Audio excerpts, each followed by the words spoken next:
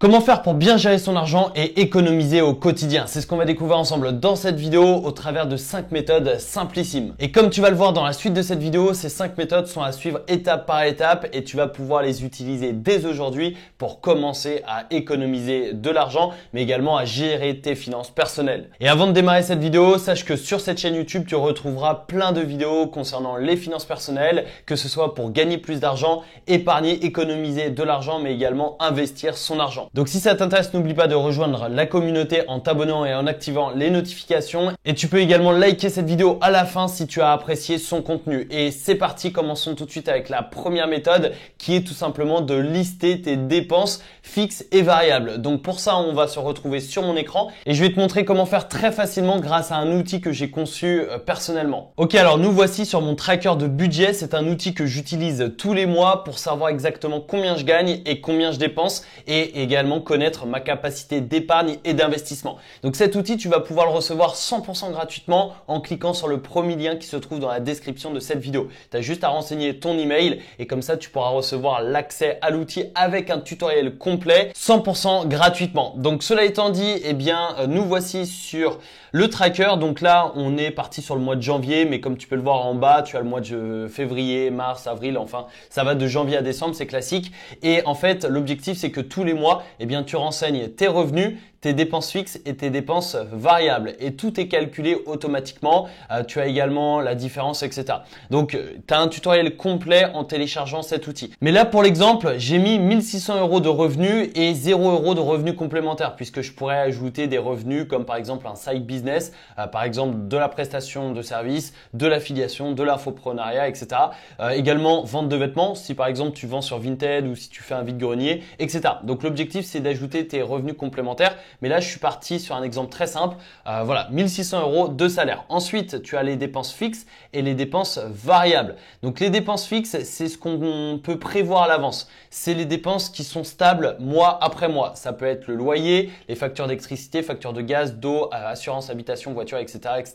Donc, j'ai mis différents montants. Tout est fictif. C'est vraiment pour l'exemple. Et ensuite, on a également les dépenses variables. Donc, ça, c'est ce qu'on ne peut pas forcément prévoir comme par exemple un restaurant, au cinéma, l'achat de vêtements, donc du shopping, un plein d'essence, des billets de train, des cadeaux, un karting, un bar, un coiffeur, etc., etc. Donc la première étape pour gérer son argent et économiser au quotidien, c'est tout simplement de lister tes dépenses fixes et de lister des dépenses variables. Comme ça, tu connaîtras exactement le montant de tes dépenses globales et donc là, tu auras le montant restant, c'est-à-dire revenus moins dépenses fixes, moins dépenses variables. Et en fait, en connaissant tes dépenses, tu pourras ensuite les optimiser. Je sais que ça peut paraître bête, ça peut paraître simpliste, mais malheureusement aujourd'hui, il y a énormément de personnes qui ne traquent pas leurs dépenses. Et donc, elles ne savent pas forcément combien elles ont besoin pour vivre correctement tous les mois. Et si tu ne connais pas tes dépenses, tu ne pourras pas les optimiser. Et si tu n'optimises pas tes dépenses, tu ne pourras pas économiser de l'argent au quotidien. Donc, c'est pour cette raison que c'est un exercice que tu dois impérativement faire. C'est pour ça que je t'offre cet outil. Ça va te prendre peut-être une demi-heure, une heure. Ce que je te conseille de faire, c'est de télécharger le relevé bancaire sur ton application bancaire sur un mois, par exemple, et tu vas lister toutes tes dépenses. Donc, par exemple, si c'est une dépense fixe, loyer, facture, abonnement, par exemple abonnement téléphonique, internet, Netflix, Spotify, tu vas le mettre dans le tableau orange. Et si c'est une dépense variable, par exemple un restaurant, un cinéma, etc., ce sera dans le tableau jaune. Donc comme ça te permet en fait de télécharger ton historique directement sur ton application bancaire et ensuite de le mettre sur ce tracker qui est une nouvelle fois 100% gratuit et comme ça tu connaîtras le montant total de tes dépenses fixes et de tes dépenses variables. Et ensuite, on pourra les optimiser. Et donc, on arrive à la deuxième étape qui est de réduire les dépenses fixes, donc c'est-à-dire les abonnements, etc. Donc, par exemple, le loyer, ça va être un peu compliqué. Facture d'électricité, gaz, eau, c'est pas forcément facile de les réduire. Mais par exemple, tu vois, assurance habitation, voiture, peut-être que tu peux faire jouer la concurrence et tu peux comparer les prix entre les assureurs. Et potentiellement, tu vas pouvoir gagner, enfin économiser de l'argent. Par exemple, l'assurance habitation, si tu passes de 30 en estimé à 20 en réel, ça veut dire que l'ancien prix c'est 30, le nouveau c'est 20. Donc là, tu vas gagner 10 euros. C'est moins 10 euros, tu gagnes 10 euros d'économie. Pareil pour l'assurance voiture. Peut-être que tu vas passer de 40 à 32 euros. Donc là, tu vas gagner 8 euros. La salle de sport, bon, difficile de réduire cet abonnement-là. Si tu fais du sport, si tu es inscrit dans un club, si tu es inscrit dans une salle, etc. Difficile. Par exemple, Internet, téléphone, ça c'est très facile pour beaucoup de personnes de réduire ses dépenses. Pourquoi? Parce que avant de me lancer sur Internet, avant de développer des business sur Internet, j'étais commercial terrain pour l'opérateur Orange. Donc en fait, j'allais frapper aux portes, je faisais du porte-à-porte pour vendre des contrats de fibre optique. Et donc j'ai pu remarquer que les meilleurs prix étaient réservés aux nouveaux clients et que les clients les plus fidèles des opérateurs téléphoniques, c'était les personnes en fait qui payaient une fortune.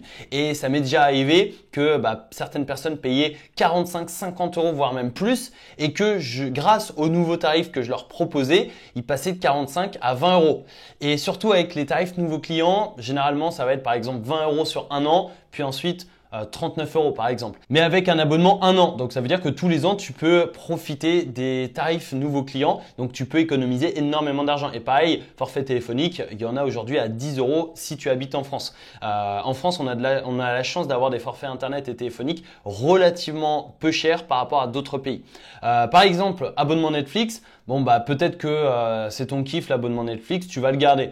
Pareil pour Spotify, d'ailleurs je me suis trompé, il y a un R, Spotify tu vas peut-être le garder. Mais peut-être que tu vas ajouter, je sais pas, Amazon Vidéo par exemple, qui va te coûter 10 euros et peut-être que tu vas te rendre compte qu'aujourd'hui en fait tu regardes beaucoup plus Netflix que Amazon Vidéo. Donc là tu peux peut-être le supprimer et tu vas donc faire une économie de 10 euros. Donc juste en jouant avec ça, tu vois que là j'ai pris juste 2 minutes, et bien j'ai économisé 68 euros. Tous les mois, ça c'est fixe, c'est-à-dire que tous les mois tu vas économiser 68 euros.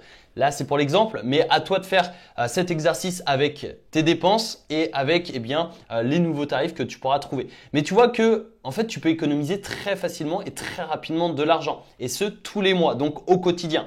Parce qu'en fait 5 euros plus 10, plus 12, plus 5, etc.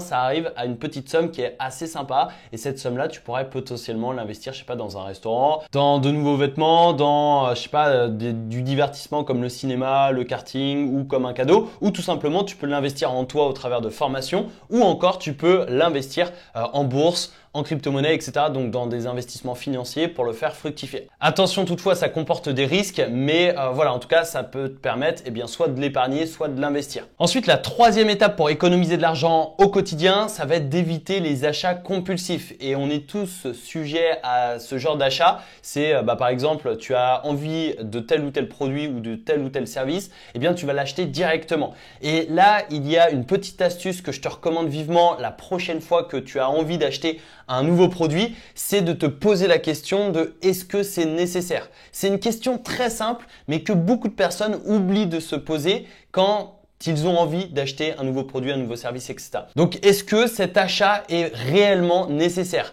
Si la réponse est oui, tu vas te reposer une deuxième question, c'est est-ce que ce produit-là à ce prix-là est nécessaire? Si la réponse est oui, tu vas l'acheter. Si la réponse est non à cette deuxième question, potentiellement, tu peux trouver un autre produit moins cher. Par exemple, un produit d'un concurrent, par exemple, tu vois. Et donc là, tu vas peut-être économiser 20, 30, 40, 50% du prix initial. Par exemple, je sais pas, une paire d'AirPods, donc des écouteurs sans fil, ça coûte 200 euros. Peut-être que tu pourrais trouver des écouteurs sans fil d'une autre marque qui valent 100, 120 euros. Et donc là, tu vas pouvoir économiser de l'argent sur les achats compulsifs. Et si la réponse est non à la première question, donc je te rappelle la question, c'est est-ce que c'est réellement nécessaire? Il y a de grandes chances que ce soit juste une envie comme ça. Donc je t'invite à attendre 2 semaines, à patienter 2 semaines minimum et à te reposer la question. Est-ce que j'ai réellement envie de ce produit? Si la réponse est oui, tu peux l'acheter parce que tout simplement tu as attendu 2 semaines, donc ta réflexion est mûre. Et si la réponse est non, t'oublies et tu ne l'achètes pas. Et tu as peut-être économisé 50, 100, 200 euros très facilement. Donc ça, c'est la troisième étape pour économiser au quotidien. Et tu peux faire exactement la même chose avec les dépenses variables. Pourquoi? Parce que par exemple, si le mois dernier, tu as dépensé 120 € en restaurant, par exemple le midi, eh bien, tu vas au restaurant avec des collègues, eh bien, peut-être que les 120 €, tu peux peut-être les réduire à 80 €. Donc, si par exemple, tu vas, je sais pas, tu manges à l'extérieur 2 fois par semaine, peut-être qu'au lieu de manger 2 fois par semaine, tu vas pouvoir manger 1 fois par semaine. Et donc là, tu vas pouvoir diviser par 2. Et dans ce cas-là, d'ailleurs, c'est 60 € et non plus 80 €. Donc voilà, c'est des petites optimisations comme ça que tu peux faire et donc tu vas réduire tes dépenses variables. Pareil, si par exemple tu achètes 100 € de vêtements tous les mois, est-ce que tu as réellement besoin d'acheter ces vêtements? Et il y a de grandes chances que la réponse soit non. Si c'est une nécessité, pas de problème. Mais si c'est juste une envie parce que tu veux acheter des vêtements, potentiellement tu peux réduire ce budget de 100 à 40 € ou même 50, peu importe. Le plein d'essence, difficile de réduire. Donc voilà, après, il y a plein de dépenses où j'ai mis 0 parce que c'est l'exemple. D'ailleurs, j'ai pas mis le café. Moi, j'ai arrêté de boire du café, donc j'ai perdu cette habitude. Mais je sais qu'il y a des personnes qui vont consommer 2 cafés par jour. Donc 2 cafés par jour, c'est, je sais pas, 3 €. Ça dépend où tu habites. À Paris, ça va être 5-6 €. Mais 3 € par jour, donc x 30, eh bien, ça va te faire 90 € dans le mois. Donc, est-ce que tu as réellement besoin de boire 2 cafés par jour? Peut-être que tu peux passer à un café. Dans ce cas-là, ça va être 45 €. Et peut-être que tout simplement, tu peux arrêter le café. Donc, perso, moi, j'ai arrêté le café il y a 2 mois. Je me sens mieux. Je gagne de l'argent, mine de rien. Et surtout, voilà, c'est surtout pour la santé que j'ai arrêté le café. Pour le sommeil, donc mon sommeil s'est amélioré. Et également, j'ai moins d'anxiété au quotidien. Donc, c'est surtout pour ça que j'ai arrêté le café. Et indirectement, ça m'a fait rapporter, enfin, ça m'a fait économiser de l'argent. Donc, tu vois que juste avec des petites économies, une nouvelle fois, j'ai pu économiser de l'argent. Alors, tu n'économiseras peut-être pas 210 € tous les mois. Là, c'est vraiment pour l'exemple. Mais dis-toi que ici, si tu économises, je sais pas, 40 € et ici 80 €, eh bien au total, tu auras déjà économisé 120 € tous les mois. Donc là, c'est de l'économie au quotidien. Ensuite, la quatrième méthode, ça va être de te payer en premier. Alors, je sais que c'est un conseil qui est bateau parce que tu en as déjà certainement entendu parler. Mais en fait, maintenant que tu connais tes dépenses grâce au tracker et que tu les as optimisées, grâce à la réduction, je sais pas, d'abonnements téléphoniques, d'internet, ou alors grâce à la suppression d'abonnements Netflix, Spotify et compagnie, et également que tu as réduit tes dépenses variables en passant de 2 cafés par jour à 1 café par jour, en passant de manger 2 fois à l'extérieur le midi par semaine à 1 fois, etc. Des petites optimisations comme ça, eh bien tu vas te créer une capacité d'épargne. Donc par exemple, tu économises 150 € tous les mois grâce aux optimisations que l'on a vues en début de vidéo, eh bien tu vas pouvoir épargner 150 € le mois prochain. Mais l'objectif, c'est pas de claquer ces 150 € dans, je sais pas, de nouveaux vêtements, dans du divertissement, etc. Ton objectif, toi, ça va être de te payer en premier et donc d'épargner ces 150 €. Et il va falloir mettre en place un virement automatique. Donc, par exemple, tu reçois ton salaire le 1er du mois, et bien le 2 du mois, le lendemain, tu vas mettre en place un virement automatique qui va aller de ton compte bancaire à un compte épargne, comme par exemple le livret A. Et donc ça va te permettre de te payer en premier et d'épargner en premier. Et tu vas faire le reste du mois avec l'argent restant de ton salaire. Donc par exemple, tu gagnes 1 600 €, tu vas mettre en place un virement automatique de 150 € par mois. Et donc, tous les mois, tu vas épargner 150 €. Et je t'invite à épargner jusqu'à te créer une épargne de sécurité, c'est-à-dire entre 3 et 6 mois de dépenses courantes. Donc, par exemple, tu as besoin de 1 500 € pour vivre. Eh bien, tu vas le multiplier par 3, 4, 5, 6 selon toi, selon tes envies. Mais voilà, par 3, eh bien, ça fait 4 500 € d'épargne. Comme ça, tu peux vivre 3 mois sans gagner d'argent, entre guillemets, dans le cas où tu te fais licencier, dans le cas où tu n'es plus apte à travailler, etc. Ou tout simplement, tu veux partir en voyage. Ou sinon, x6, donc 1500 x 6, ce qui fait 9000 € si tu veux vraiment sécuriser au mieux. Et une fois que tu auras créé cette épargne de sécurité, je t'invite à investir cet argent, mais on y reviendra un peu plus tard dans cette vidéo. Mais juste avant, voyons la 5e méthode pour économiser de l'argent au quotidien, et celle-là, elle est redoutable. Ça va être d'arrondir tes dépenses à l'euro supérieur. Et ça, tu peux le faire avec du cash ou avec ta carte bancaire. Donc, si tu utilises ta carte bancaire, tu as des applications comme Revolut qui te permet d'arrondir directement sur ton compte bancaire si tu utilises le compte de Revolut, ou alors comme Birdie Cent qui te permet de te connecter à ton compte bancaire et d'arrondir tes euros supérieurs. Donc si par exemple tu fais une dépense de 19,55 €, eh bien Birdie Cent va prélever 45 centimes sur ton compte pour arrondir cette dépense, et ces 45 centimes iront dans une cagnotte que tu pourras accéder à tout moment. Donc c'est-à-dire que si tu veux accéder à l'argent qui se trouve dans ta cagnotte, eh bien tu peux cliquer sur un bouton, tu réclames l'argent et hop, ça t'envoie l'argent sur ton compte bancaire directement par virement. Ou alors tu peux le faire avec du cash, et perso j'adore le cash parce qu'en fait c'est physique et donc tu sais exactement combien t'épargnes. Et comme tu peux le voir ici, j'ai un pot qui voilà, où il y a plein de pièces, je sais pas si tu vois, mais en gros il y a plein de pièces, c'est des pièces de 1 €, 2 €, 20 centimes, 10 centimes, 5 centimes, 50 centimes, etc. Et je vais donner des billets par exemple à la personne va me donner des billets, les billets je vais pouvoir les réutiliser, mais elle va également me donner des pièces. Et moi j'épargne toutes les pièces. Donc j'arrondis à la dizaine supérieure. Par exemple, si je paye 17,50 €, eh bien je vais épargner 2,50 € et je vais le mettre dans ce pot-là. Et ça, tous les 6 mois à peu près, eh bien je calcule tout ça et je mets ça à la banque. Et en fait, mine de rien, ça fait une certaine somme, c'est assez lourd. Et voilà, tu vas pouvoir épargner sans t'en rendre compte au quotidien. Et tu vas soit pouvoir utiliser ces pièces par exemple pour acheter des baguettes de pain, pour acheter peu importe quoi, ou alors soit tu mets ces pièces là sur ton compte bancaire et après tu réutilises cet argent. Perso, moi je l'investis en bourse. Et donc d'ailleurs, avant de terminer cette vidéo, j'aimerais te parler de la 6e méthode. Donc c'est la bonus on va dire, mais c'est d'investir ton argent pour le faire fructifier. Alors sur le court terme, ça va pas forcément te rapporter beaucoup, mais sur le long terme, avec les intérêts composés, ça peut te permettre de te créer un capital, voire même un patrimoine. Et ça, c'est extrêmement intéressant pour potentiellement un jour atteindre la liberté financière.